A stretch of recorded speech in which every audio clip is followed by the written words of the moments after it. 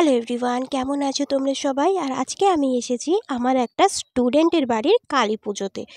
যদিও এখন আর ওকে পড়ানো হয় না, বাট তাও ওরা আমাকে ওদের ইনভাইট করেছে। আর এই হচ্ছে আমার সেই মহান স্টুডেন্ট যে আমার কাছে একসময় পড়তো। তো এই হচ্ছে ওদের বাড়ির কালী পুজো, আর এত সুন্দর লাগছিল না ঢাক বাজানোটা। তো আরও চারিদিকে আরও অনেক সাউন্ড আসছিল বলে না আমি সাউন্ডটা যাই হোক মিউট করে রেখেছিলাম। তো খুব সুন্দর মানে পুজোটা হচ্ছিল।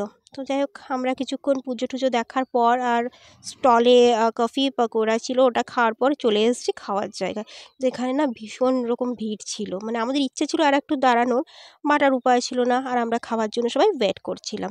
তো খাবারে ছিল এটা হচ্ছে কচুরি ছিল, আর ছিল হচ্ছে ভেজ ডাল, একটা ছিল খিচুড়ি তরকারি, আর পোলাও, আর ছিল হচ্ছে আলুর কিছু একটা তরকারি ছিল, চাটনি, পাঁপড়, রসগোল্লা, মানে অনেক কিছু, প্রচুর খেয়ে ফেলেছিলাম।